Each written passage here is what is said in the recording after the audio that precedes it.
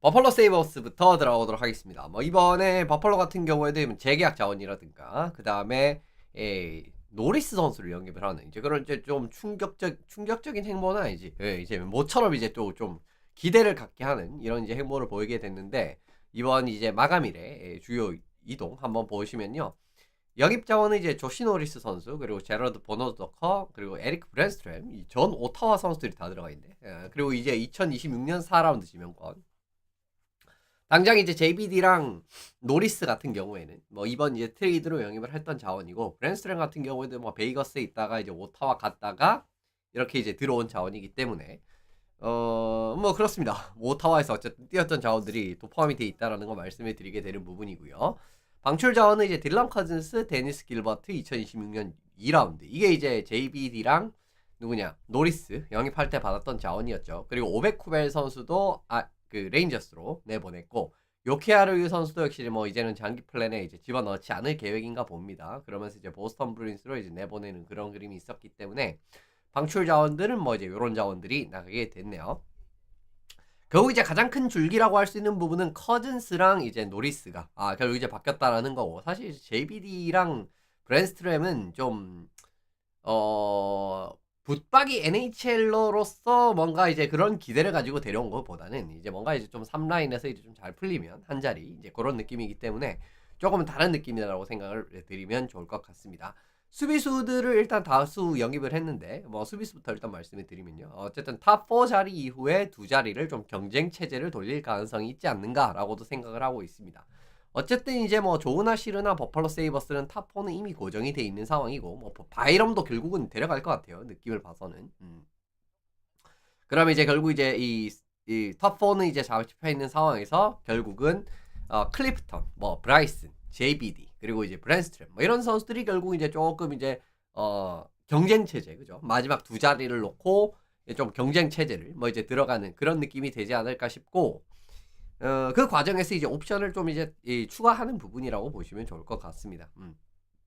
물론 이제 요 4명의 선수가 아마 계약이 다 끝났던 걸로 기억을 하거든요. 이제 이번 시즌 끝나면 이제 뭐 계약 끝나는 선수들도 있고 클리프턴은 아니었던 것 같은데 어쨌든 그런 선수들이 있기 때문에 결국 이제 조금 더 뭐 다 안 잡을 수도 있지만 근데 어쨌든 이제 남은 경기에서 이런 선수도 이제 좀 써보면서 어떻게 보면 이제 그 두 자리를 좀 경쟁 구도로 가는 것이 가는 판단을 하지 않았는가라고 생각을 하고 있습니다. 커즌스 같은 경우에는 이제 결국 이제 커즌스를 내보내고 노리스를 데려왔는데 뭐 1, 2라인 결정력을 강화하고자 하는 목적이 크지 않나라는 생각이 들어요. 아무래도 이제 조시 노리스 선수의 가장 큰 강점이라고 할 수 있는 부분은 마무리에서 나오는 그 슈팅에서 나오는 그 결정력적인 부분이기 때문에 실제로 올해도 지금 바라보시면은 뭐 연한 거 굉장히 이제 많이 보실 수가 있죠. 로스로 쪽에서도 상당히 괜찮고 그리고 뭐 하이슬로 쪽에서는 뭐 압도적인 이런 이제 결정력을 보여주고 있는 현재 상황이니까 노리스 선수의 이런 결정력적인 측면에 어쨌든 힘을 쓰는 과정이다라고 바라보시면 좋을 것 같습니다. 뭐 측정치 같은 경우에도 이제 슈팅 숫자 뭐 35% 그리고 이제 뭐 골 20골 득점했는데 상위 15%고 슈팅 성공률은 21%라서 이제 상위 5% 안에 들어가는 그런 느낌이거든요. 그래서 역시나 이제 결정력적인 측면에서의 힘을 조금 더 이제 강력하게 이제 예, 놓는다라고 바라보시면 좋을 것 같고 스피드도 굉장히 빠릅니다. 탑 스피드 38km 넘고 그리고 32km 이상 가속 같은 경우에도 171에 하나 했기 때문에 이게 좀 상위 2% 4%에 해당을 하니까 스케이팅도 거의 이제 뭐 NHL 탑 클래스급으로 경기를 만들어 나갈 수 있다. 이런 부분도 이제 큰 강점이라고 볼 수가 있겠네요. 1라인에 마찬가지로 톰슨 선수랑 이제 이렇게 이제 또 조합을 맞추는 모습. 뭐 저는 개인적으로 사실은 톰슨이랑 노리스를 좀 분리를 했으면 좋겠다라는 생각이 들기는 드는데 뒤에 이제 하나의 더 이유가 있고 일단 어쨌든 톰슨 같은 경우도 1라인에 굉장히 강력한 득점 카드라고 할 수 있지 않겠습니까? 슈팅 숫자 175개, 뭐 상위 7%, 31골. 오늘 또 한 골 더 넣었는데 더 좋아졌겠죠. 그리고 슈팅 성공률도 17.7%, 상위 18%. 굉장히 최상위권의 이런 모습을 보여주는 선수를 지금 1, 2라인에 2명 집어넣을 수 있다라는 거. 이런 부분은 이제 또 버팔로가 향후 이제 나아가는 데 있어가지고 상당히 큰 힘이 된다라고 말씀드리면 좋을 것 같고요. 개인적으로는 톰슨 1라인에 노리스 2라인이 좋아 보이긴 하지만 톰슨 선수가 통산 페이스오프 성공률이 올라갈 기미가 보이지 않고 있습니다. 42%밖에 안 되고 있기 때문에 이런 과정에서 아무래도 톰슨을 장기적으로 붙박이 넘버원 센터로 쓰기에는 약간 한계가 있지 않나라고 생각을 했던 것 같아요. 버펄로 입장에서는. 그러니까 이제 결국 이제 톰슨을 윙으로 돌리면서 노리스가 들어왔으니까 노리스 어쨌든 당분간 1라인 센터를 보는 그런 느낌으로 이제 장기적으로 가지 않을까라는 생각이 듭니다. 근데 사실은 이 지금 이르지 쿨리흐 선수가 최근에 경기력이 이제 또 지금 이제 버펄로에 올라가지고 좀 괜찮은 축에 속하고 실제로 페테르카 쿨리흐 톰슨 라인이 경기력 괜찮아요.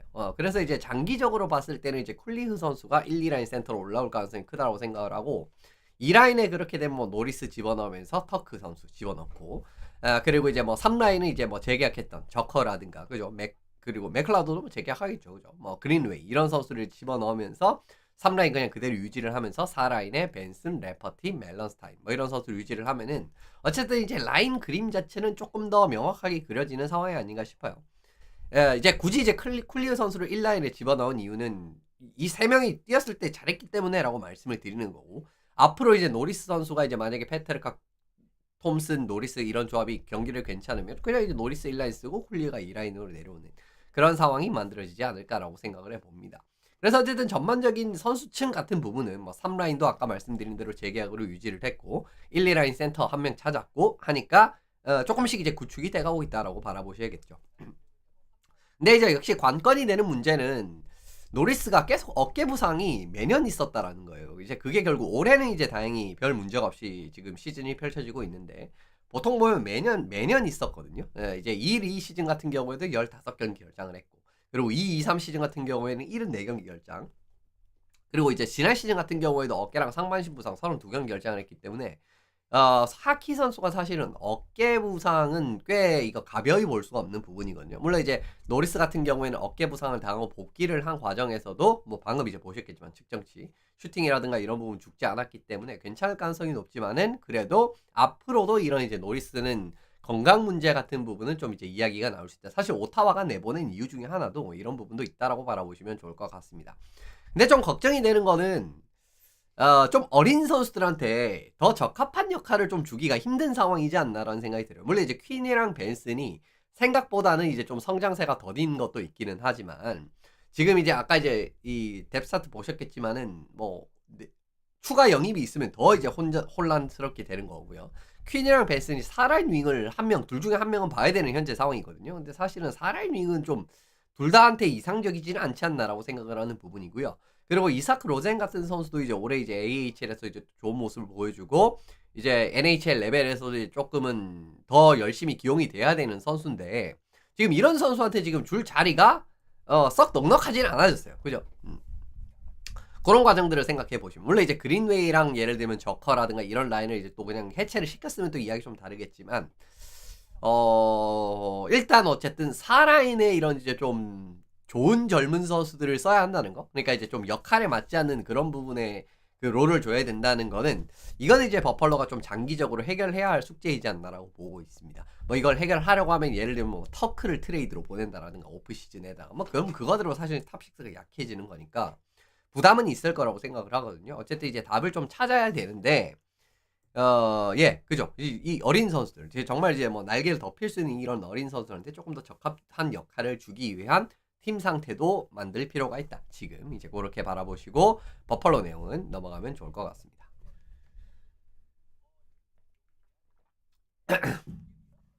예, 두 번째는 보스턴 브루인스입니다. 보스턴 같은 경우에는 이번 마감일에 마샬 선수를 내보낸 거에 대해서 사실 저는 좀 과도하게 욕을 먹고 있는 것이 아닌가라고 생각을 하고 있거든요. 그 과정에서 이제 보스턴 이야기를 하지 않을까 싶은데 일단 보스턴 영입 자원이 꽤 많습니다. 후스누티노프, 라우코, 미틀스테트 영입했고요. 다니엘 미슐 그리고 프레이저 민튼 뭐 이런 선수를 영입을 한다에다가 조건부 지명권 하나에 이제 2라운드 지명권 하나. 그러니까 2라운드 지명권 일단 2개장 확보입니다. 그리고 2025년 4라운드 지명권, 2026년 1라운드 지명권, 2026년 6라운드 지명권, 그리고 2027년 2라운드 지명권. 지금 상위 라운드 픽만 어쨌든 4장 쓸어 담았습니다. 올해 이번 트레이드 마감일만 해도. 그리고 이제 앞으로 이제 조금 이제 긁어볼 만한 자원인 후스누티노프라든가 그리고 이제 다니엘 미슐은 사실 지금 기대만큼은 성장을 하지 못해요. 저는 이 선수 좀 잘 될 줄 알았는데 기대만큼 좀 성장하지 못하고 있는데 어쨌든 미틀스테트 영입했지 않습니까? 이런 과정을 보시더라도 어쨌든 보스턴은 생각보다 저는 이번 트레이드 마감일에서 굉장히 좋은 움직임을 보여준 팀 중에 하나다라고 생각을 하고 있습니다. 미래 기반 자체를 사실 많이 다졌고 그동안에 보스턴이 굉장히 부족했던 거는 픽도 부족하긴 했지만 젊은 선수 자체가 뭐 굉장히 부족하긴 했단 말이에요. 근데 그런 과정도 라우코라든가 후스누지노프라든가 뭐 민튼이라든가 이런 선수는 어쨌든 이제 좀 하부 라인에서도 이제 좀 유용하게 쓸 만한 자원이고, 미틀 스태트는 또 잘 풀리게 된다라고 하면 충분히 2라인급으로도 이제 경기력을 보여줄 수 있는 자원이기 때문에 전반적으로 상당히 이제 이득을 많이 봤다라고 생각을 하고 있습니다. 물론 이제 방출된 자원을 보시면은 결국 이제 이 팀의 정말 주장이었던 마르샹 선수가 방출이 되게 됐고, 찰리 코일, 그리고 저스틴 브라저, 트렌트 프레드릭, 어떻게 보면 이제 또 보스턴에서 오래 뛰었던 선수들이죠. 마르샹이랑 프레드릭 같은 선수들은. 그리고 이제 2026년 5라운드 지명권, 이제 이렇게 이제 반출이 되게 됐기 때문에 좀 직전감 자원들이 굉장히 상당히 많이 나간 부분은 뭐 2라인에서 거의 한 3라인, 2, 3, 4라인 그냥 통틀어가지고 이제 좀 이제 주요 자원들이 이제 좀 많이 나가는, 그건 사실이다라고 바라보시면 좋을 것 같습니다. 보스턴이 결국 어느 정도는 새로운 시도를 생각한다라고 보셔야 돼요. 그러니까 이제 마르샹이랑 협상을 했는데 결국 이제 협상이 제대로 이루어지지 않아가지고 트레이드로 보냈다라는 이야기가 있었거든요. 그러니까 어떻게 보면 이제 마르샹이 뭐 이것저것 하면 잔류를 할 가능성도 사이즈가 꽤 나오는 상황이었는데도 보스턴이 잔류를 선택을 하지 않고 그냥 내보냈다라는 그런 느낌의 이야기가 있었습니다. 결국 이제 팀의 중흥을 이끌었던 선수들이 다 이적을 했네요. 하라 선수들이 뭐 2020년, 하라 이적한 지 5년이나 됐네. 어쨌든 하라 선수, 차라 선수라고 불리지만, 예, 이제 그 체코식으로는 하라라고 읽히거든요. 그래서 어쨌든 하라 선수가 어쨌든 2020년에 이적을 했고, 뭐 5년이나 됐네요. 크레이치랑 베르제롱 2023년에 시즌 끝나고 은퇴했죠. 그리고 이제 마르샹 선수까지 2025년에 이제 올 시즌 이적을 했기 때문에 결국 이제 뭐 예전에 이제 정말 보스턴 브루인스의 중흥을 이끌었던 선수들이 대부분 뭐 지금 이제 한 명도 없다라고 바라보시면 좋을 것 같습니다.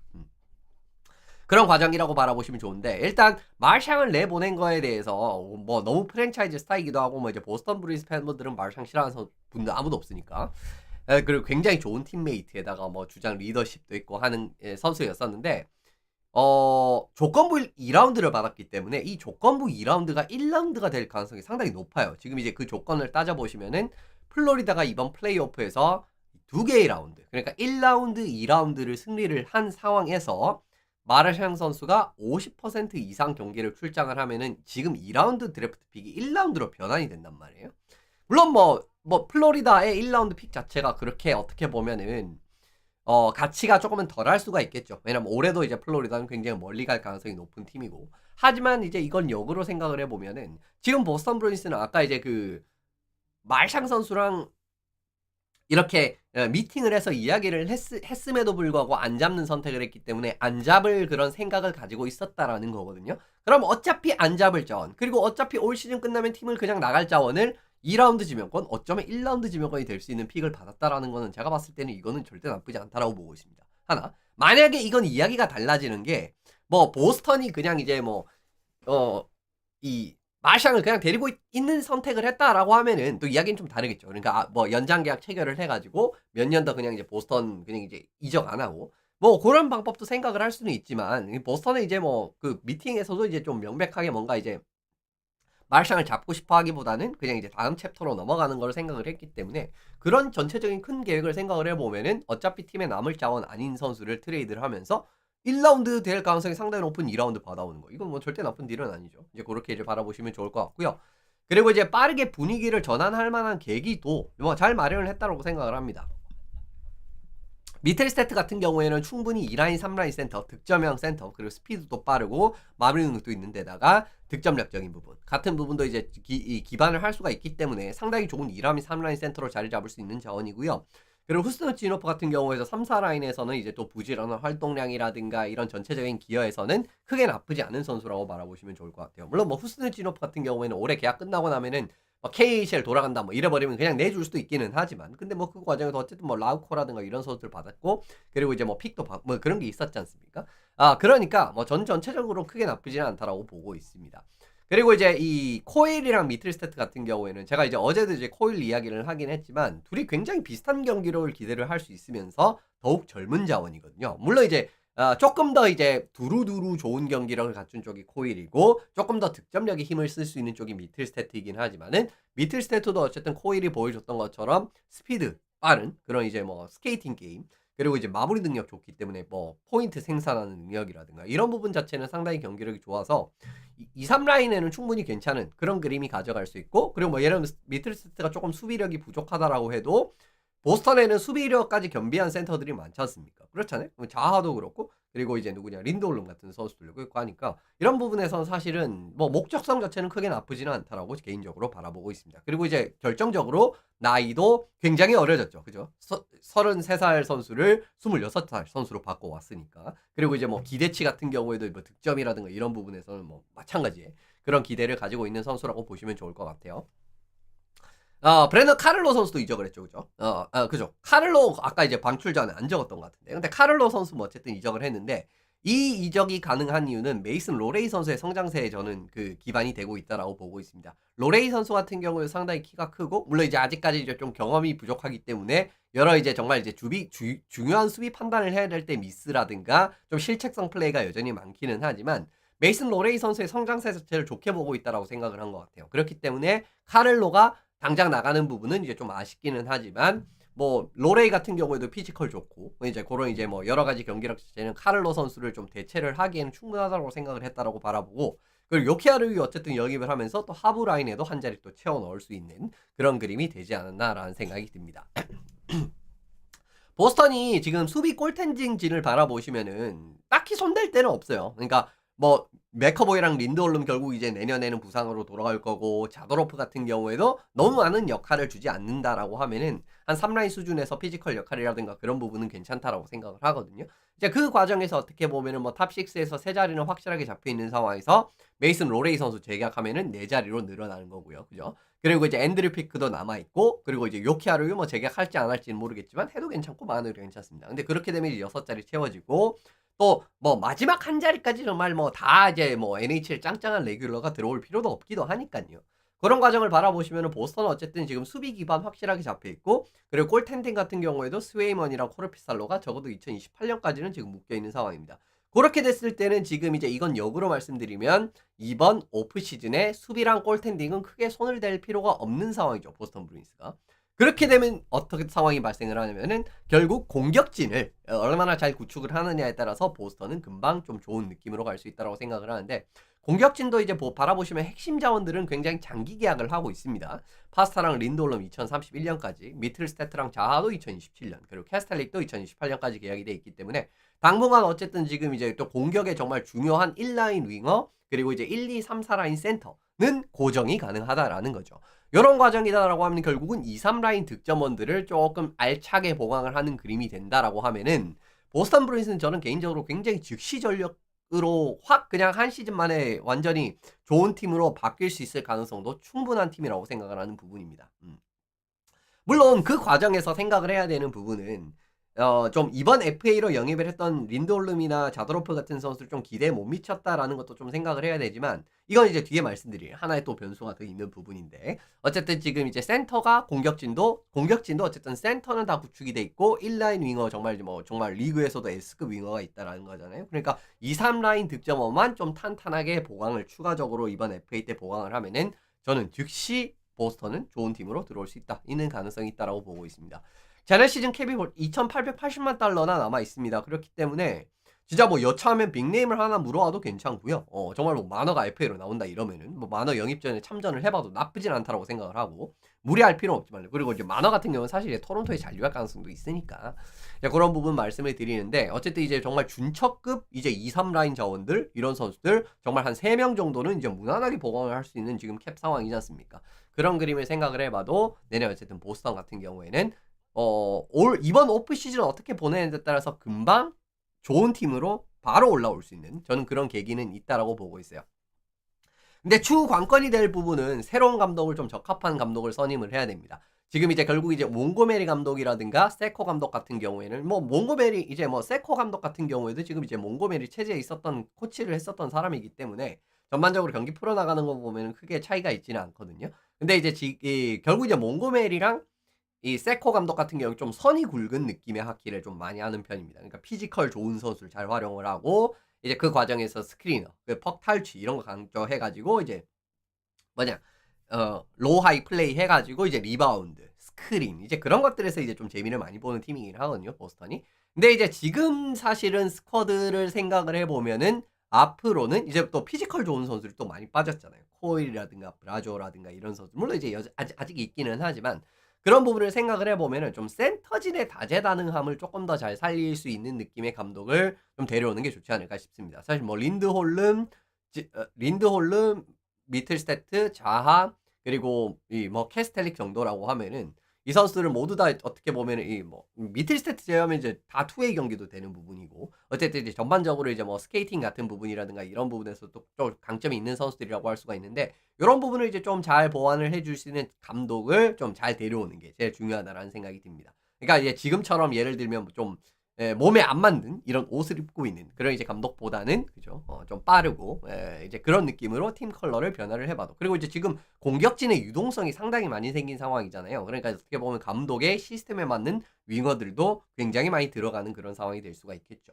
그렇게 어떻게 보면 보스턴 브루인스가 이번 계기로 좀 이제 스케이팅을 잘 살릴 수 있는 그런 팀으로 좀 탈바꿈을 하게 된다라고 하면은 거듭 말씀드리지만은 한 번에 좀 좋은 팀으로 들어갈 수 당장 내년에 좋은 팀으로 들어가도 저는 지금 상황 자체가 그렇게 이상하지는 않은 것 같아요.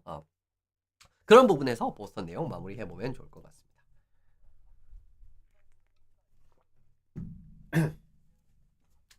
예, 디트로이트 레드윙스 보고 넘어가도록 하겠습니다. 레드윙스 같은 경우에는 이번 마감일에 그렇게 열심히 움직인 팀이 아니었죠. 이제 그 좀 이 속내를 좀 살펴보고자 하는데 일단 이제 패트릭 무라제크 선수랑 크레이그 스미스 이렇게 이제 뭐 영입을 했다라고 바라보시면 좋고요. 조 벨레노 선수를 이제 그 과정에서 방출을 했기 때문에 거의 뭐 움직이지 않았다라고 해도 무방하지 않나라고 보고 있습니다. 사실은 이 좀 거듭 말씀드렸던 부분이긴 하지만 지금 이 디트로이트 같은 경우에는 적어도 수비진은 좀 보강이 필요하다라고 봤었거든요. 그러니까 조금 더 멀리 가기 위해서라든가 그런 부분에선 좀 수비진의 보강은 좀 필요하다라고 봤었는데 뭐 골리는 어쩔 수 없다라고 해도 근데 이제 이번에 뭐 수비진의 보강도 없었고 결국 이제 뭐 골리 뭐 스미스 선수 같은 경우는 지금 뭐 나이가 많기 때문에 어떻게 보면 뭐 엄청 크게 기여가 되는 자원은 아니거든요. 이제 그래서 이제 좀 센터를 골리 한 명 영입을 했다라고 뭐 바라보시면 좋을 것 같습니다. 결국은 아이저번이 이게 좀 장점일 때도 있고 좀 단점일 때도 있기는 한데 좀 장기적인 계획을 계속 신뢰하는 느낌으로 가는 것 같아요. 그러니까 이제 결국은 이제 올해부터 뭔가 이제 이렇게 막 직전감을 이렇게 뭐 미래를 좀 포기를 하면서까지 이 직전감 선수들을 구축을 해서 달리기보다는 좀 최소한의 투자 정도만 딱 하면서 그죠? 그래도 이제 골리즈는 좀 많이 불안하니까 이제 그런 과정을 하면서 이제 무라제크 딱 한 명 정도 데려오는 이제 그런 과정이라고 바라보시는 게 좋지 않나 싶습니다. 결국 이제 장기적인 계획을 신뢰를 하는 이제 요 부분이다라고 생각을 하고요. 라이언 선수랑 텔버 선수가 2월부터 경기력이 진짜 안 좋습니다. 뭐 이제 올해 뭐 전체적으로도 경기력이 그렇게 좋지는 않지만 2월부터 지금까지의 경기력도 그러니까 오늘 경기 포함 안 됐습니다. 예, 텔버 선수가 8경기에 3.38에 87.4 그리고 이제 라이언 선수 5경기에서 3.41에 86.9이기 때문에 둘 다 경기력이 굉장히 안 좋아요. 그런 과정에서 어떻게 보면 이제 조금은 둘 다 부진하니까 그죠? 예, 그 좀 부담감을 덜어줄 수 있는 이런 이제 좀 구원 꼴리 같은 느낌으로 영입을 했다라고 바라보시는 게 맞는데 근데 무라제크도 솔직히 말씀드리면 올해 성적이 안 좋거든요. 시카고에서 안 좋았었거든요. 그래도 무라제크를 데려온 이유는 물론 이제 예전에 이제 레드윙스에 있을 때 정말 잘했던 걸 보여주기도 했지만 무라제크 선수가 뒷심이 좋아요. 후반기 뒷심이 굉장히 좋은 골이었습니다. 그러니까 통산 4월 성적이 24경기에서 2.48에 92.3% 셧아웃도 3번이나 기록을 했기 때문에 시즌 후반기에 이렇게 좀 기여를 올릴 줄 아는 골이다라는 게 이런 부분에선 좀 볼 수가 있다라는 거죠. 뭐 어떻게 보면 우리가 이제 우리 머릿속에 무라제크 선수의 이미지랑은 완전히 다른 이 부분 아니겠습니까? 게다가 이제 뭐 경기 숫자도 24경기나 되는데 지금 커리어가 이제 좀 짬이 찼기 때문에 무라제크 같은 경우에도 그런 부분을 생각을 해도 사실 이거는 또 좀 인상적인 부분이긴 하거든요. 그래서 결국 이제 후반기 뒷심이 좋았던 골리였고 그리고 이제 예전에 이제 우리 팀에서도 있었던 골리니까 좀 데려오지 않았나라고 뭐 그렇게 생각을 해보게 되는 부분입니다. 레드윙스가 어쨌든 지금 무라제크를 데려오게 되면서 내년 꼴리진 같은 경우에도 한 해는 더 이렇게 갈 수 있게 됐어요. 뭐 이제 라이언 선수가 이제 올 시즌 끝으로 계약이 만료가 되는데 무라제크 텔벗으로 내년은 가는 이제 그런 선택을 할 수가 있는 상황이 되게 됐습니다. 2026년까지 계약이 잡혀 있으니까 둘 다. 그래서 어쨌든 이제 내년까지 바라보시면 좋을 것 같고 물론 이제 레드윙스 같은 경우에는 뭐 세바스티안 코사라든가 이런 선수들도 있기는 하는데 아직까지는 NHL이 준비된 느낌은 아니니까 그래서 결국 뭐 1, 2년 더 버는 이제 그런 시간적인 여유를 버는 그런 목적도 당연히 들어가 있지 않나라고 생각이 듭니다. 벨레노 같은 경우에는 사실 뭐 예전에도 이제 그때 이제 재계약했을 때도 좀 자세하게 다루긴 했지만 벨레노는 사실 또 워낙 이제 이 선수 같은 경우에도 뭐 주니어 때부터 기대를 많이 받았던 자원이었고 그리고 뭐 레드윙스에서 사실 이제 기대를 많이 받았었던 자원이긴 하거든요. 근데 이제 그런 이제 벨레노가 떠나는 게 아쉽기는 하지만 그래도 레드윙스 같은 경우에는 라스무센, 카스퍼, 베리그렌 같이 지금 로스터에도 하부 라인을 잘 채울 수 있는 투웨이 공격수들을 많이 보유를 하고 있습니다. 만약에 진짜 이제 레드윙스에 있는 지금 이제 올라와 있는 젊은 친구들이 막 다 이제 예를 들면은 진짜 좀 공격 성향의 선수들이다 라고 하면은 굳이 이제 벨레노를 보내지는 않았을 것 같기는 한데 이제 벨레노의 또 가장 큰 강점은 또 공수 양면의 기여이기도 하거든요. 근데 이제 그런 역할을 수행할 수 있는 자원들이 지금 레드윙스가 상당히 많은 것도 결국 어떻게 보면 벨레노를 내보내면서 뭐 이제 뭐 레드윙스 뭐냐 이제 시카고 입장에서는 또 이제 벨레노 들어오면 당연히 이제 좀 긁어볼 만한 자원이고요. 그죠? 그런 과정에서 나쁘지 않다라고 보고 어쨌든 이제 이렇게 보고 넘어가시면 좋을 것 같습니다. 결국은 무리를 안 한다라고 말씀. 이것도 이제 어저께 순위입니다. 어저께 새벽 순위. 오늘 거 반영은 안 됐는데 지금 레드윙스가 사실은 오늘도 지금 오타와한테 졌잖아요. 그죠? 이 그 순위 경쟁을 하고 있는 오타와한테 지는 그림이기 때문에 결국 레드윙스도 좀 무리는 안 하는 느낌으로 가는 것 같아요. 그러니까 이제 뭐 레인저스라든가 이런 팀들. 레인저스도 이제 올해 어떻게 보면은 자력 플레이오프 가능한 그런 그림인데도 이번 데드라인이라든가 이런 데 무리 전혀 안 하지 않았습니까? 그래서 결국은 무리 안 하면서 그냥 장기적인 계획을 신뢰를 하는 이제 그런 그림으로 보고 있지 않나라고 보고 있습니다. 비슷한 와일드카드 경쟁권 팀들. 그러니까 지금 이제 와일드카드권에 들어오지 않은 팀들은 그죠? 지금 이제 와일드카드 어떻게 보면 순위 경쟁을 막 하는 팀들이 많잖아요. 근데 지금 바라보시면은 저 와일드카드에 들어오지 않은 팀들은 무리한 팀이 거의 없어요.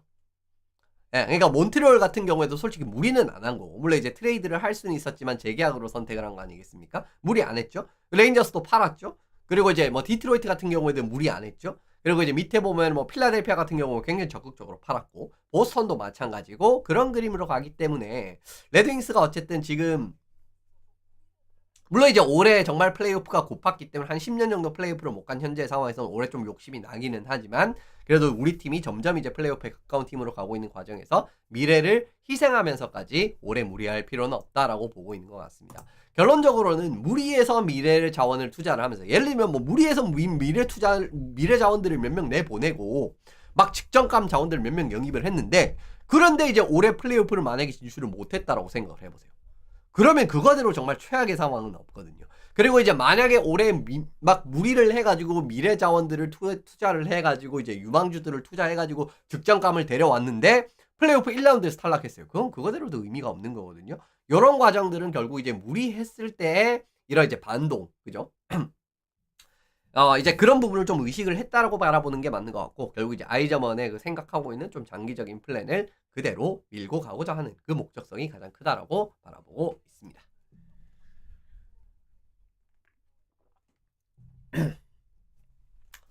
예, 뭐 오타와 이야기 해보도록 하겠습니다. 뭐 저희 팀이죠. 어쨌든 우리 팀 오타와 이야기를 해보는데 영입 자원들 들어가 보시면 딜런 커즈스 선수, 데니스 길버트, 그리고 이제 파비안 세텔룬드, 트리스턴 로빈스, 그리고 2026년 4라운드, 2026년 2라운드. 뭐 이제 이렇게 받아오는 그런 측면이 있었네요. 뭐 그래서 어쨌든 이게 이 받아온 자원들이고요. 방출 자원들은 이제 잭 오스탑추크, 노아 그레거, 버너드 워커, 조시 노리스 2라운드 지명권입니다. 뭐 그레거 같은 경우도 뭐 하부 라인에서 이제 좀 이제 유용하게 뭐 이제 뭐 커리어를 보냈던 선수이기도 하고 버너드 워커는 좀 기대를 많이 했는데 이제 잘 안 풀렸던 자원이었고 그리고 노리스 같은 경우에는 뭐 잘하고 있는 자원이었죠. 근데 어떻게 보면은 바꾼 선택을 했는데 이거 이제 뭐 처음에 이제 이 소식을 듣고 굉장히 충격을 받았었던 이제 그런 기억이 나긴 납니다만은 어쨌든 이야기 해보도록 하겠습니다. 뭐 오타와의 어쨌든 영입 목적은 2라인 센터를 좀 개편하고자 하는 목적이 큰 것 같고요. 그리고 3라인이라든가 이런 부분에서도 굉장히 유용하게 활용이 될 수 있는 세텔룬드 선수 이제 이런 선수를 또 충원을 하면서 좀 이제 이런 하부라인 펀치력까지도 약간 생각을 하는 그런 그림이지 않나라고 보고 있습니다. 커즌스랑 노리스는 사실은 좀 다른 팀에 가면은 2라인 센터로서의 이런 좀 가치를 가지고 있는 선수기는 한데 서양적으로 사실 조금 다르기는 하거든요. 이제 커즌스 같은 경우 좀 사이즈도 좋고 그리고 전체적으로 뭐 플레이메이킹 능력이라든가 뭐 득점력이라든가 이런 전반적으로 좀 두루두루 좋은 경기력을 펼치는 선수고 노리스 같은 경우에 살짝 언더사이즈긴 하지만 굉장히 좀 뭐 기가 막힌 스케이팅 게임에다가 마무리 능력이 정말 말도 안 되는 선수거든요. 요런 과정이기 때문에 성향적으로는 조금 다른 선수예요. 둘 다 어떻게 보면 뭐 2라인 센터 제목으로 상당히 어떤 팀을 가도 이제 상당히 좋은 제목이라고 볼 수도 있지만 결국 플레이오프에서의 좀 그런 뭐라고 해야 되죠? 조금 더 적합한 쪽이 커즌스라고 판단한 것 같습니다. 오타와는. 왜 그러냐라고 하면 이제 사이즈 굉장히 좋고요. 그리고 이제 피지컬도 적극적으로 활용을 하거든요. 이제 가만 보면 좀 들이받는 그런 게임은 잘하는 편이에요. 커즌스가. 근데 이제 플레이오프 들어가면 들어갈수록 기본적으로 이런 좀 피지컬을 잘 활용하는 선수들이 좀 의외의 성과를 보고 그리고 변수를 만들어내고 그런 그림들을 많이 확인을 하실 수가 있지 않습니까? 그렇기 때문에 이제 어떻게 보면은 좀 이라인 센터를 개편하고자 하는 목적이 가장 크지 않을까라고 생각이 들고요. 사이즈라든가 피지컬적인 부분을 가지고 있기 때문에 조금 더 무난하게 활용이 될 여지가 큰 자원이죠. 왜냐면 이제 이런 선수들은 기본적으로 이제 북미 스타일 감독들은 다 좋아합니다. 이제 그런 과정에서 무난하게 활용될 여지가 큰 자원이다라고 말씀드리면 좋을 것 같고요. 또 하나의 목적은 2022년 IIHF 월드 챔피언십 캐나다 1라인이 베서슨, 디브와 커즌스 요 라인이었습니다. 요 목적성도 상당히 큰 것 같아요. 지금 생각을 했을 때. 그러니까 결국 이제 베서슨 선수가 커즌스랑도 상당히 아다리가 잘 맞고 좋은 경기력을 펼쳤다라는 거. 그러니까 이제 디브와 엊그저께 이야기가 나왔을 때도 디브아가 이제 사이즈 큰 선수랑 이제 아다리가 잘 맞는다 이런 말씀 드렸잖아요. 커즌스랑도 진짜 호흡 좋았었습니다. 2022년에. 요것도 부가적으로 말씀을 드리는 과정에서 이제 디브아는 좀 이제 사이즈가 큰 선수들이랑 같이 그죠? 샤이플리라든가 위니펙 시절 그리고 이제 워싱턴 시절의 뭐 윌슨 그리고 이제 2022년 월챔에서도 커즌스 이런 선수들 이제 이런 이제 조합이 나왔다라고 바라보시면 좋을 것 같고요. 요 대회에서 커즌스, 디브와 베서스는 뭐 진짜 뭐 경기당 1포인트 이상씩 그냥 찍어내는 모습이었습니다. 베서슨 선수가 14포인트, 커즌스도 13, 그리고 디브와도 13포인트 이런 느낌이었기 때문에 이 라인을 뭐 거의 막을 수가 없었거든요. 물론 이제 결국 이 캐나다가 뭐 우승은 못했는데 이때 핀란드한테 연장에서 지는 바람에 그래서 어쨌든 이제 캐나다의 1라인으로서 이런 호흡을 보여줬다라는 거, 이 케미스트리를 기대를 하는 거죠. 그러니까 오타와에서도 결국은 아까 말씀드린 대로 사이즈도 크고 그러니까 이제 플레이오프에서 조금 더 이제 무난하게 잘 들어갈 만한 경기력이 나오는 과정에서 2022년에 베서슨이랑 호흡도 좋았으니까 이제 요 두 가지를 보고 제가 생각을 했을 때는 좀 트레이드를 단행을 하지 않았나라고 보고 있습니다. 근데 결국은 제가 이번 딜이 조금 아쉬운 게 뭐냐면 굳이 지금 분위기에서 단행할 필요가 있었는가라는 거거든요. 그러니까 분위기가 정말 안 좋고 예를 들면 뭐 진짜 뭐 제가 사실은 이거는 그 트레이드 딱 나왔을 때도 이런 이야기를 했지만 만약에 노리스 선수가 플레이오프에서 아무것도 못했다. 그래서 오프시즌 때 커즌스랑 노리스를 바꿨다. 이러면 이제 조금 이해가 돼요. 근데 지금 팀도 잘 나가고 있고 사실 뒤에 이제 좀 바라보시겠지만 노리스 라인이 그러니까 노리스가 뛰고 있는 라인이 경기력이 아주 처참하다. 이러면 또 이야기가 다르잖아요. 근데 경기력도 괜찮거든요. 그렇기 때문에 굳이 잘 나가고 있는 현재 상황에서 이런 트레이드를 단행을 하면서 우리가 변수를 만들 필요가 있었냐라는 거죠. 제가 굳이 이제 이야기를 하고 싶은 부분은 물론 이제 지금 첫 두 경기에서 생각보다 커즌스가 이득을 보고는 있는데 지금 두 경기 연속골을 기록을 했나? 어쨌든 포인트는 기록을 한 게 확실을 하거든요. 오늘은 골을 기록을 했고 그죠? 지금까지는 괜찮은데 또 이제 또 아직까지 경기가 많이 남아있으니까 또 이제 또 몇 경기 지나면 어떻게 될지 사실 장담 못하거든요. 그렇기 때문에 굳이 현재 좋은 분위기가 있는데도 불구하고 트레이드를 단행을 할 필요가 있었나라는 부분에 좀 의문점이 있는 거고요. 지금 세나터스가 자력 플레이오프 진출도 가능한 상황이잖아요. 그러니까 이제 플레이오프권 물론 이제 플레이오프 100% 확신할 수 있는 단계에 있는 팀은 아니지만 그래도 이제 충분히 자력으로 플레이오프 진출이 가능한 그런 현재 상황이고 그리고 공격 조합도 바라보시면은 라인별 득실 뭐 이거 제가 자주 가져오죠. 오타와에서 라인별 득실 지금 노리스가 뛴 라인이 좋은 편이거든요. 플러스 4 플러스 3 그죠? 커청 노리스 베서스 라인 그리고 페롱 노리스 베서스 라인 이제 뭐 이런 라인들이 사실은 괜찮단 말이에요. 올해 성과 자체가. 그런데도 불구하고 어쨌든 지금 이제 커즌스로 바꾼 거고요. 그리고 이제 실제로 커즌스가 딱 저 마지막 조합 페롱 노리스 베서슨 딱 저 라인에 그냥 그대로 들어갑니다. 그러니까 페롱 커즌스 베서슨 딱 요 라인이 그냥 이제 펼쳐지게 되기 때문에 그죠? 뭐 어쨌든 딱 그냥 요 자리를 그냥 그대로 바꿨다라고 말씀드리면 좋을 것 같고요. 근데 물론 커즌스가 이전에도 리그에서 증명이 된 것도 있고 그리고 이제 뭐 베서슨이랑도 2022년 IIHF 월챔에서 좋은 모습을 보이긴 했지만 이게 노리스보다 정말 확실한 업그레이드라고 할 수가 있나? 이거는 또 잘 모르겠어요. 저는 개인적으로. 네. 그러니까 예를 들어 정말 이제 클래스가 높은 선수가 들어와가지고 누가 봐도 예를 들면 뭐 그냥 이제 또 극단적인 예를 들어보면 뭐 타바레스 같은 선수가 왔습니다. 그럼 뭐 극단적인 업그레이드라고도 볼 수가 있겠죠. 그죠? 근데 그 정도까지는 아니잖아요. 그리고 이제 최근에 커즌스가 상당히 부진한 그런 시즌들이 많았었고 하는 그림이기 때문에 좀 걱정이 되는 거는 있다라고 말씀을 드리면 좋을 것 같습니다. 그래서 제가 이제 굳이 이제 결국 좀 불안한 거는 이번 딜에서 굳이 지금 타이밍에 변수를 내 손으로 만들 필요가 없는 거예요. 딱 요거 하나 때문인 거예요. 이제 그렇게 말씀드리고 넘어가고 세텔룬드 영입은 제 생각에는 뭐 괜찮을 것 같습니다. 무난하게. 물론 이제 이것도 사실은 이제 세텔룬드가 커리어 초창기 뉴저지에서의 모습이라든가 그리고 샤크스 처음 들어왔을 때 별로 안 좋았거든요. 근데 이제 뭐 최근 두 시즌에서의 그런 조합을 봤을 때는 또 괜찮다라고 판단을 한 것 같은데 지금 보시면 뭐 거의 한 0.5포인트 정도 뽑아주는 그런 모습이 나오고 있지 않습니까? 일단 기본적으로 어쨌든 스케이팅도 괜찮은 편이고 뭐 마무리 능력이라든가 이런 부분도 리그에서 이제 그냥 좀 경쟁력이 있는 편이기 때문에 하브라인에서 괜찮지 않을까 싶은데 근데 이제 조합을 좀 어떻게 짜줄지는 좀 궁금하긴 해요. 어쨌든 그 세텔룬드가 세너제이 있을 때는 그 누구냐 그란룬드랑 그리고 뭐냐 에클룬드 뭐 이런 선수들이랑 좀 잘 맞았었지 않습니까? 근데 그런 느낌의 라인 자체를 지금 센스가 뭐 3, 4라인에서 이렇게 턱 낼 수 있냐라고 하면은 그건 또 잘 모르겠거든요. 그래서 이제 의외로 좀 잘 안 맞을 수도 있지만 어쨌든 측정치라든가 이런 부분을 봤을 때는 생각보다는 뭐 저는 요쪽이 좀 잘 풀릴 수도 있지 않을까라는 생각도 들긴 듭니다만은 어쨌든 오타와가 이번에 좀 크게 뭐라고 해야 돼요? 큰 결정을 했죠. 정말 이제 굉장히 큰 결정을 하고 중요한 결정을 했는데 이게 진짜 이제 바라는 플레이오프의 퍼포먼스로도 그대로 나타날 수 있을지 이제 이런 부분 한번 지켜보시면 좋을 것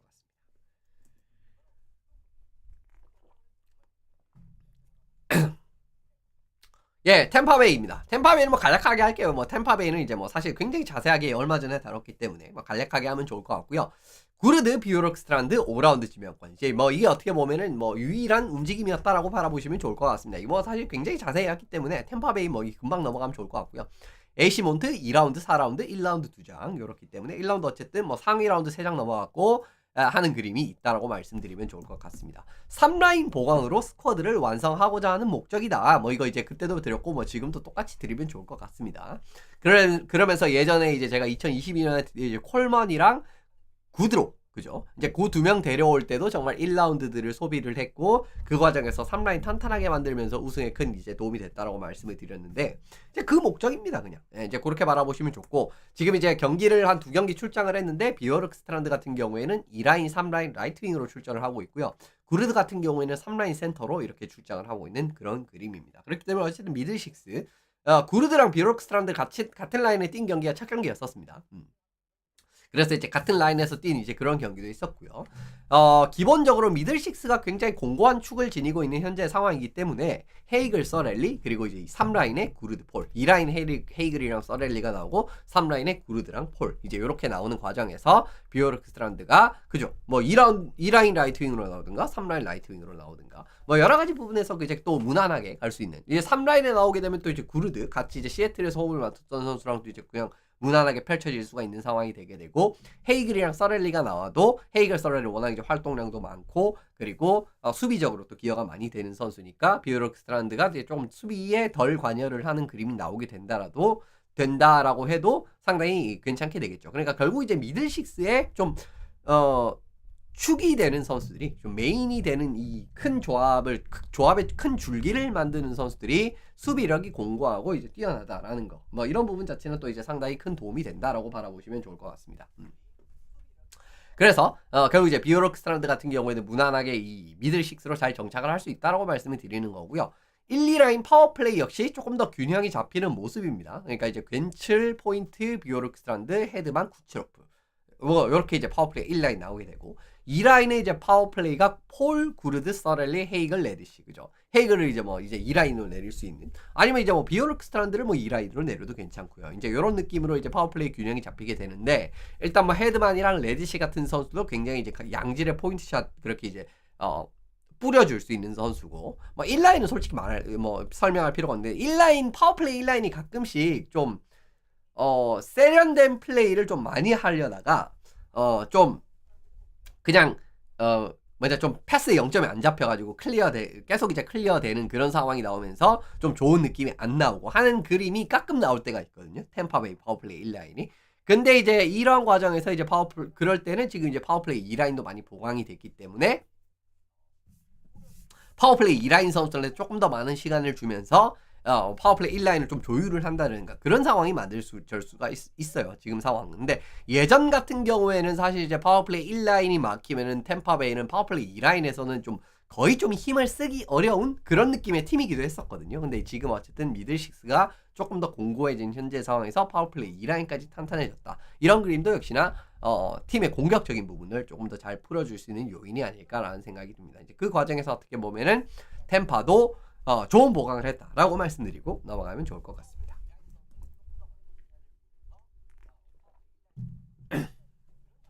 예, 토론토입니다. 토론토 같은 경우에도 이번에 굉장히 부지런하게 움직인 팀이었었죠. 결국 이제 굉장히 오랫동안 링크가 났었던 스콜 로턴 선수도 영입을 했고, 그리고 브랜던 카를로 선수도 영입을 하는 그런 그림이 나오게 되면서 립스도 이번에 좀 이제 활기차게 움직인 팀 중에 하나인데 한번 들어가 보시면은요, 스콜 로턴 그리고 브랜던 카를로 5라운드, 6라운드 지명권, 하위 라운드 지명권을 받아왔고, 방출 자원들은 뭐 물론 이제 그레벤킨도 이제 뭐 뛰었을 때 좀 좋은 모습, 다들 요 4명의 선수가 막 1군급에서도 조금 인상적인 모습을 보여준 경기가 있기는 했었죠. 근데 사실은 요 자원들은 냉정하게 말씀드리면 대처는 되는 자원들입니다.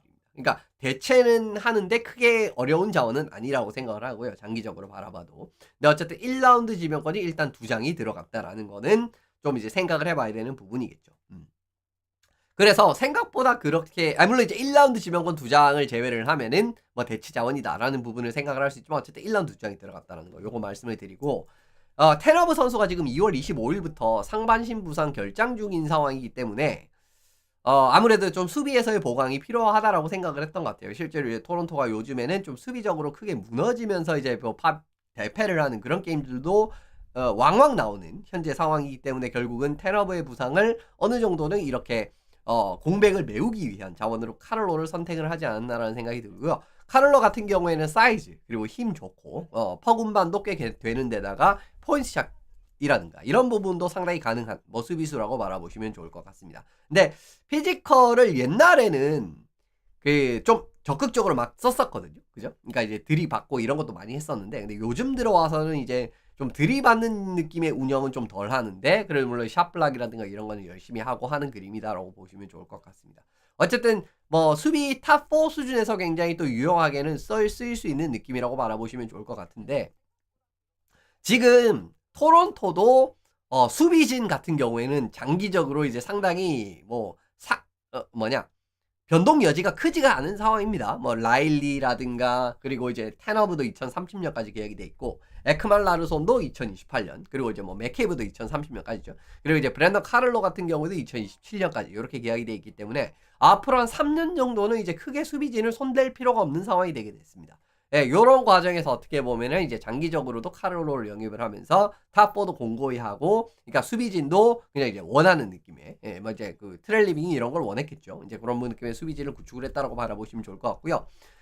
라일리 테너브, 그리고 2라인의 맥케이브 카를로, 그리고 3라인의 OEL이랑 뭐 한 자리는 이제 베누아 혹은 마이어스, 이제 이런 느낌으로 가면은 그냥 뭐 구색 자체가 상당히 잘 맞는 그런 부분이 아닌가 싶습니다. 피지컬 플레이 같은 경우에도 테너브라든가 맥케이브 같은 선수들이 잘 해주고 2라인의 탑4에 있는 선수들이 테너브, 맥케이브, 카를로 같은 경우 모두 이제 슛 블로킹적인 부분에 상당히 좋은 모습을 보여줄 수가 있는 선수들이다 라고 이제 바라보시면은 또 수비적인 안정감 같은 부분도 뭐 이전보다는 좀 좋지 않을까 싶고요. 그리고 아까 이제 카를로 선수가 좀 최근 들어서 이렇게 좀 피지컬 경합 자체를 예전만큼은 안 한다라고 말씀드렸는데 뭐 그것도 이제 맥케이브를 또 집어넣으면은 또 그 부분이 또 보완이 되기는 하니까요. 어쨌든 그 과정에서 장기적으로 좀 수비진을 구축을 했다라고 말씀을 드리는 거고, 중장기적으로도 마찬가지로 맥케이브랑 카를로를 2라인에 배치를 하면서 약간 셧다운 페어 같은 느낌으로 가도 괜찮을 것 같아요. 그러니까 진짜 상대방의 이런 가장 강력한 라인을 좀 통제를 할 수 있는 수준의 경기력을 기대를 하는 그것도 기대를 할 수도 있을 것 같습니다. 근데 조금 걱정되는 점은 보스턴에서도 사실은 카를로가 굉장히 이제 이 어린 나이부터 좀 두각이 나타내기 시작을 했었거든요. 근데 계속 이제 한 단계 더 성장하는 모습은 보여주지 못했어요. 그러니까 공격에서의 기여도 더 커지지 않았었고 오히려 수비적인 부분은 좀 불안한 모습들이라든가 이런 부분이 최근 몇 시즌에도 좀 많이 관측이 되는 그런 그림이 있었거든요. 좀 중요한 국면에서의 그런 좀 치명적인 실수라든가 좀 말도 안 되는 그런 느낌의 실수들 그런 것들이 최근 들어서 좀 많이 늘어난 측면들이 있기 때문에 그게 이제 좀 걱정이 되는 부분입니다. 이제 그렇게 말씀을 드리고 스콜 로턴 선수도 영입을 했는데 올해 이제 3라인 센터급으로 이제 있는 선수들이 좀 다 부진해요. 그러니까 맥스 도미 같은 경우에도 이제 영입한 기대치에 걸맞는 모습을 생산력을 보여주지 못하고 있고요.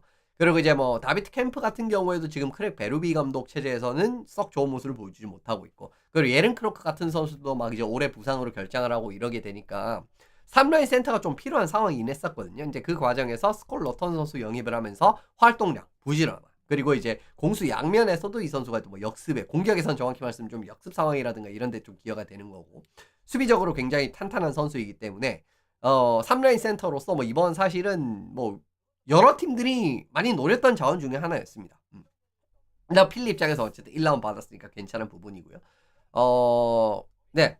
이런 로턴의 다재다능한 경기력은 역시나 마찬가지로 도움을 줄 것이다 라고 보고 있는 부분입니다. 그리고 이제 스콜 로턴 같은 경우에는 내년까지 150만 달러 계약이 잡혀있는 상황이니까 캡을 좀 덜어냈거든요. 필라에서 데려올 때. 그러니까 내년까지 지금 150만 달러라는 상당히 염가로 지금 또 스콜 로턴 선수 한 자리를 채울 수 있는 현재 상황이라서 그런 그림을 생각을 해봐도 크게 나쁘지는 않을 것 같아요. 그래서 어쨌든 립스는 좀 부족한 부분을 살짝 영입을 하기는 했는데 카를로가 좀 위험성이 있기는 하다. 그러니까 카를로가 결국은 기대만큼 토론토의 기대만큼의 경기력을 보여주지 못할 약간 위험성은 있기는 해도 그래도 어쨌든 지금 수비진 공고히 구축을 다 해놨고 센터진 같은 경우에도 1-3라인 센터는 있는 거지 않습니까? 매슈스랑 로턴 물론 이제 타바레스 재계약이라든가 이런 여전히 이제 산들이 좀 남아있긴 하지만 그래도 지금 바라보시면은 수비진은 구축이 거의 끝난 상황입니다. 이제 그런 과정에서도 이제 좀 발전이 있었고 그리고 좀 부족한 부분들이 살짝 보강이 됐다라는 측면에서도 나쁘지는 않은 것 같아요. 그래서 그렇게 토론토 마무리 지어보면 좋을 것 같습니다. 마지막으로 플로리다 팬서스입니다. 예. 오늘 또 충격적인 그 뉴스가 하나 나오긴 했죠. 플로리다가. 근데 어쨌든 플로리다도 이번에 보면은 결국은 그죠. 뭐 이것도 이제 좀 자세히 이야기를 제가 이제 잘라서 올렸을 때 이런 것들이 많았기 때문에 뭐 플로리다도 좀 슉 넘어갈 수 있을 것 같기는 해요. 일단 영입 자원을 보시면 세스 존스, 바네체크, 캐퀘렌, 슈트룸 그리고 마르샹 이렇게 영입을 했고 2026년 4라운드, 2027년 7라운드 이제 이렇게 이제 영입 자원들이 있습니다. 어쨌든 마르샹도 눈에 띄고 세스 존스 그죠? 뭐 세스 존스는 굉장히 자세하게 썰을 풀었고 바네체크랑 캐퀘넨 뭐 이런 선수 영입을 하고 슈트룸까지 뭐 사라인 선수 이런 느낌까지 영입을 했네요. 방출 자원은 스펜서 나이트와 크리스 드리거 어떻게 보면 골리진에서 세컨드 서드를 다 내보냈고요. 1라운드 한 장에 2라운드 한 장 그리고 4라운드 한 장 뭐 지명권도 상위 라운드 픽이 몇 장 포함이 되어 있는 현재의 상황입니다.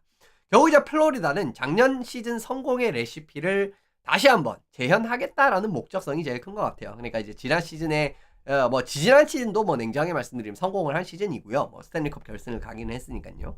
그리고 뭐 작년 같은 경우에는 우승을 했으니까 지난 시즌의 성공 레시피를 다시 한번 재현하는 그런 느낌이다라고 바라보시면 좋을 것 같습니다.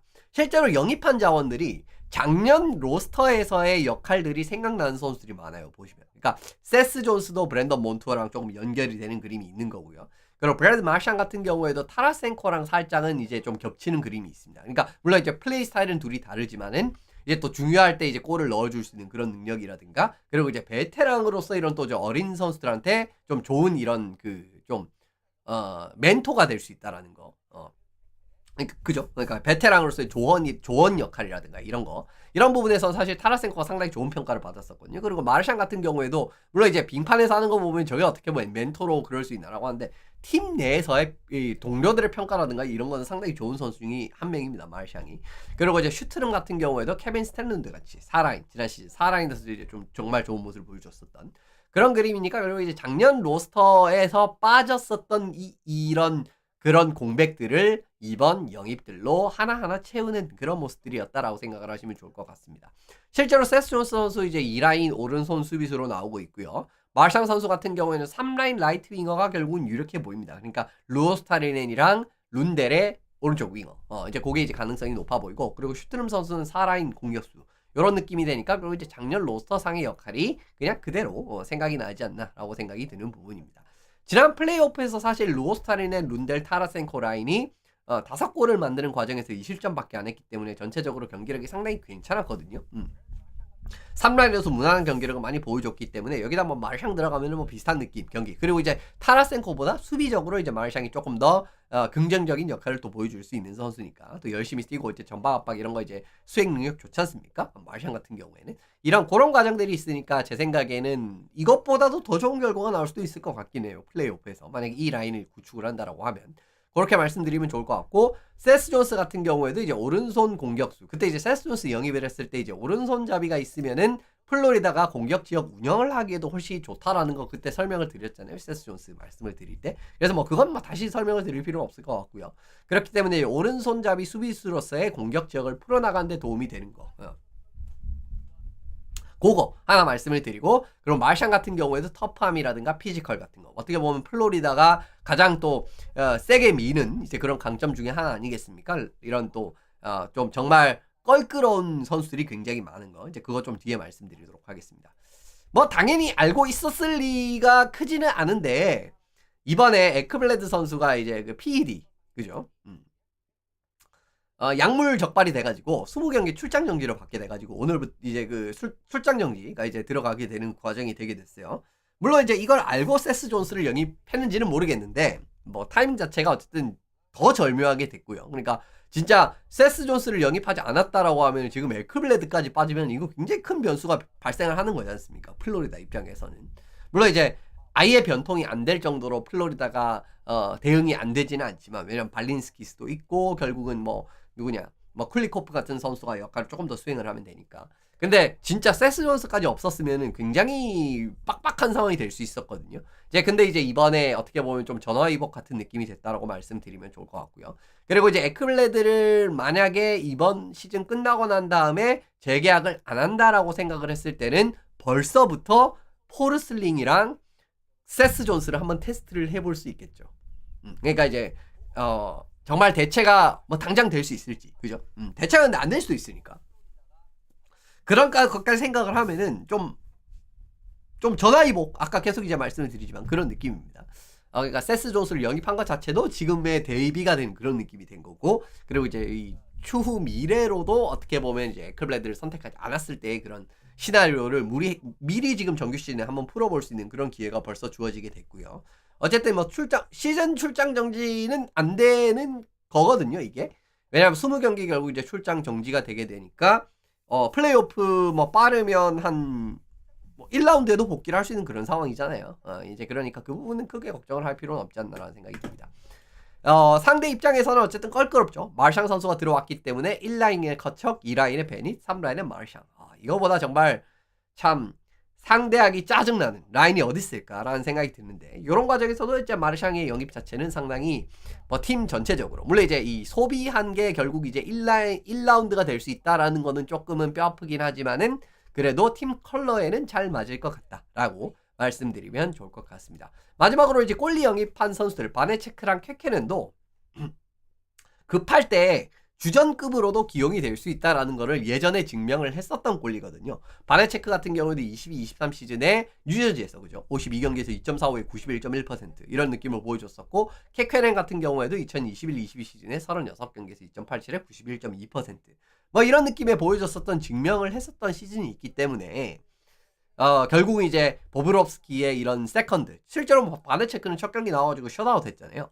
그러니까 괜찮은 영입이다라고 보고 있는 부분입니다. 이것도 이제 뭐 사실은 바네체크랑 쾌케넨은 그때도 그 영입 때도 자세히 다뤘듯이 좀 아다리가 괜찮다 싶으면은 보브롭스키 계약 끝날 때까지 연장 계약 딱 해가지고 이제 그냥 가도 괜찮거든요. 바네체크 정도는. 이제 그런 역할까지도 이제 가져올 수가 있으니까 결국은 뭐 플로리다도 그동안 좀 빠졌었던, 그러니까 약간 어떻게 보면 전력에서 이렇게 빠졌었던 뭐 여러 가지 사유로, 그죠? 뭐 이제 캡이 부족해서 못 잡은 자원이라든가, 아니면 뭐 대체가 가능할까라고 생각했는데 대체가 안 됐던 그런 자원들이라든가 아니면 이번에 좀 더 큰 자원들을 영입을 하기 위해서 결국 이제 좀 대가성으로 사용을 한 선수들 그런 자원들을 뭐 어쨌든 이번 마감일에 잘 메우지 않았는가 100%는 아니다라고 할지라도 상당히 뭐 한 80% 이상 같은 느낌으로 잘 메우지 않았는가 그런 생각이 들기 때문에 전반적으로 상당히 무난하게 잘 풀어냈다라고 보고 있는 부분입니다.